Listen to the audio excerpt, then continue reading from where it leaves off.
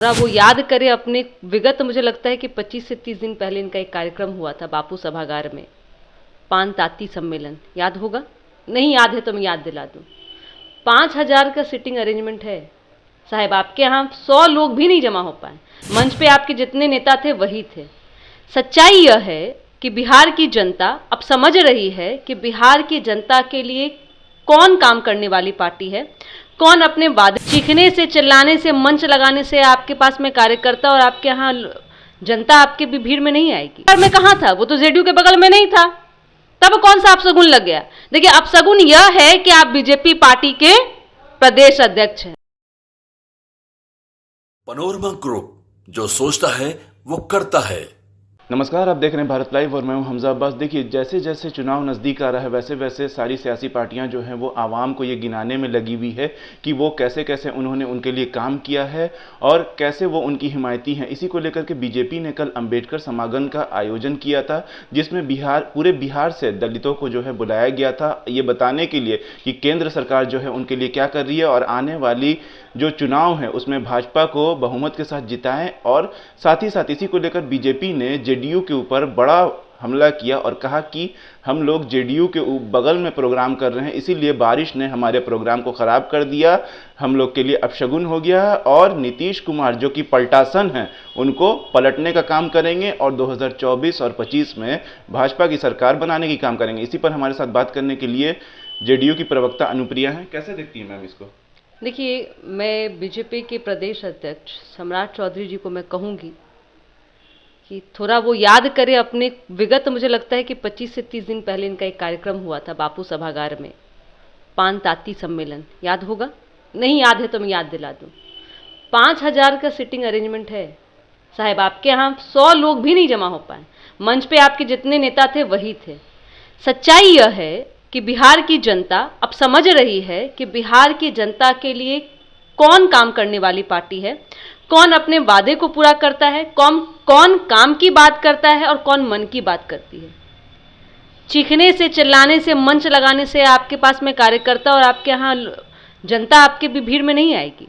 और जो आपने अंबेडकर सम्मेलन कराया था, बीजेपी जो नई लोकसभा का निर्माण करती है, जहां पे उनकी तस्वीर नहीं लगाती है, जिन्होंने हमारा संविधान बनाया और संविधान से जो हमारा देश चल रहा है, आप उन अंबेडकर की मूर्ति नहीं लगा पाते हैं, आप चित्र नहीं लगा पाते हैं, तो आपके अंदर कैसी भावना है दलितों के प्रति में, ये देश की जनता और बिहार की जनता जानती। इतनी बेवकूफ़ नहीं है। लेकिन आपने जेडीयू से होड़ लगा ली।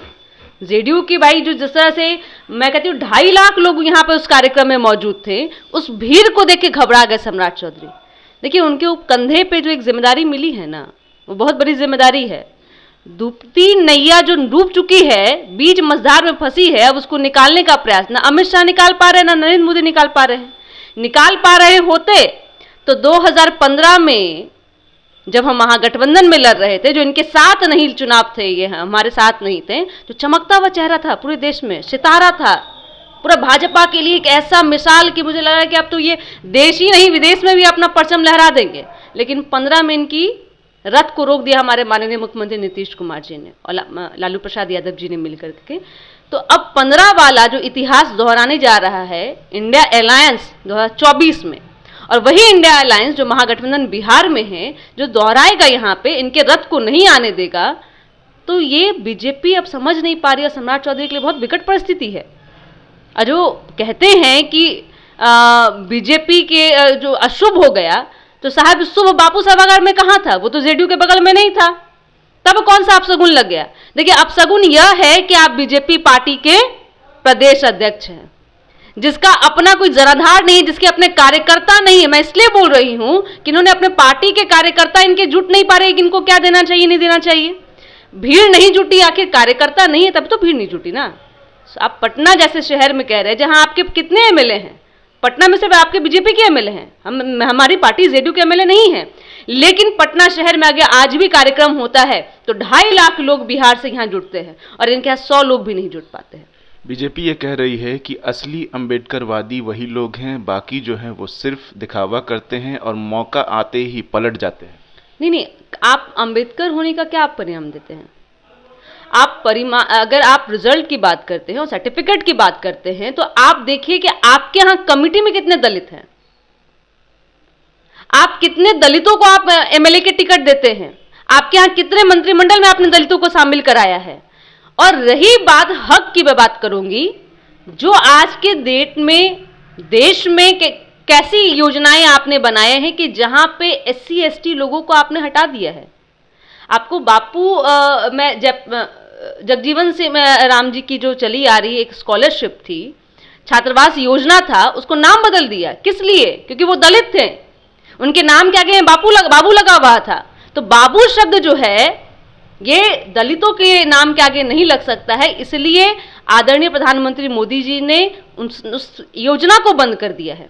और रहा, मैंने आपको पहले भी बताया कि अगर ये इतने ही अम्बेडकरवादी होते तो नए लोकसभा भवन सदन में जो भवन का निर्माण हुआ है, जब उसका लोकार्पण हो रहा था उस दिन क्यों नहीं, जिस दिन उद्घाटन उनका हो रहा था उस दिन उनकी मूर्ति क्यों नहीं, आज भी नहीं लगी है। मैं तो देखी नहीं, मतलब न्यूज़ के माध्यम से मैंने सुना कि वहाँ पे उनका चलचित्र भी नहीं लगाया गया है, जिन्होंने देश के संविधान को बनाया है और इस देश की जो विविधताओं का हमारा देश है और जो देश उनके संविधान के कारण चल पा रहा है एकता के साथ में, उनको आपने जगह नहीं दिया।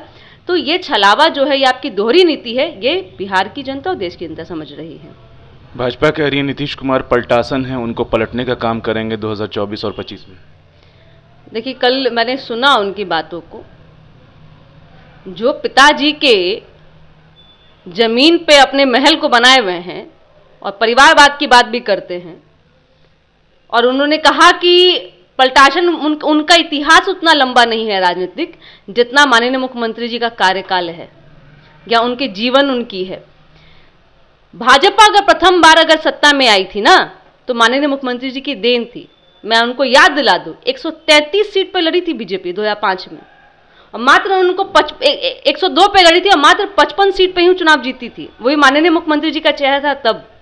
तो जो सत्ता में खुद किसी के सहारे में हो और सत्ता से बाहर हो, अगर इतना ही मैं कहती हूं कि बीजेपी की जनाधार होती और इतनी ही मजबूत होती तो 2015 में वो सत्ता से बाहर नहीं होते। सिर्फ माननीय मुख्यमंत्री जी निकाल दिया अपने पास से, आप चुनाव नहीं लड़े तो आप सत्ता से बाहर हो गए। लोकसभा के इलेक्शन और विधानसभा के इलेक्शन में बहुत अंतर है।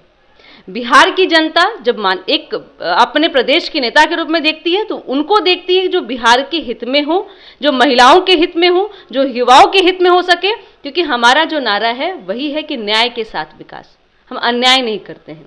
तो आप जब अपनी पार्टी में न्याय नहीं कर सकते तो बिहार की जनता के साथ क्या न्याय करेंगे? आप न्याय वहां नहीं कर सकते जहां आप संविधान निर्माता को आप जगह नहीं दे सकते हैं, सबसे बड़ी मंदिर में, लोकतंत्र के मंदिर में। तो आप जो कह रहे पलटने की बात है, जनता आपको पलट देगी और हम नहीं पलटते हैं, पलटते आप हैं। हम आपको याद दिला देंगे, जैसे राष्ट्रीय अध्यक्ष जो है बीजेपी के जेपी नड्डा जी जब बिहार आते हैं, उन्होंने क्या कहा था कि जितनी भी क्षेत्रीय पार्टी है उनको हमको खत्म करना है, और उनकी कथनी यहाँ पे ठीक है और करनी भी ठीक है। आप लोजपा का हाल देखिए, क्या किया उन्होंने, शिवसेना का क्या हाल किया, एलजेपी, आप मुंबई में जो जितनी पार्टी हैं उनका क्या, एनसीपी का क्या हाल किया। तो इनकी जो मंशा है कि पीठ पे छुरा भोंकने की, वोट डालो राज करो की राजनीति है, इसी रणनीति के तहत माननीय मुख्यमंत्री जी ने उनको सत्ता से बाहर किया और कहा कि आपकी यह कूटनीति, आपकी दोहरी नीति जो बिहार की जनता के साथ में वो नहीं चलने वाली है। क्योंकि अगर आप बिहार के बारे में सोच रहे होते तो बिहार को विशेष राज्य का दर्जा भी देते, जो एक लंबी हमारी मांग रही है। आप बिहार की मांग है उसको नजरअंदाज करें तो कैसे आप उम्मीद करते हैं हम आपके साथ में रहेंगे? पलटते आप हैं अपने वादे से, मुकरते आप हैं अपने वादे से, और अपने वादों को जुमला आप ही साबित करते हैं। तो जो पलटने की बात है वो आपकी चेहरा है और देश की जनता समझती है। ये थी हमारे साथ जेडीयू की प्रवक्ता अनुप्रिया, जो साफ साफ कह रही थी कि बीजेपी की कथनी और करनी में काफ़ी फ़र्क है। बीजेपी जो कहती है वो करती नहीं है, वो सिर्फ दिखावा करती है। अगर बीजेपी दलितों की और पिछड़ों की इतनी ही हिमायती रहती तो जो नया लोकसभा भवन बना है उसमें भीमराव अंबेडकर की तस्वीर लगाती, उन पे दलितों के ज़रिए से उन पे माला पहनाती, उस पर आरती करवाती। लेकिन बीजेपी ने ऐसा काम नहीं किया और सिर्फ वोट खींचने के लिए जो है वो अंबेडकर समागम हो या कोई भी और प्रोग्राम हो जो कर रही है, सिर्फ पिछड़ों का वोट इस्तेमाल करने के लिए कर रही है। ऐसे ही तमाम अपडेट्स के लिए देखते रहिए भारत लाइव। शुक्रिया। अगर ये वीडियो पसंद आई और वह बिहार के राजनीति और बिहारियत से सरोकार रखेनी तो सब्सक्राइब बटन दबा के चैनल के सब्सक्राइब कर ली। ओजे एगो घंटी बा, ओकरा बटन दबा देला से कुल सटीक और मारक खबर रुआ मुफ्त में मिल जाई। अगर रुआ पत्रकारिता के हमनी के नया प्रयोग में सहयोग कर चाहतानी तो ज्वाइन बटन दबा दी। पेटीएम नंबर नोट कर ली 9386816700। धन्यवाद।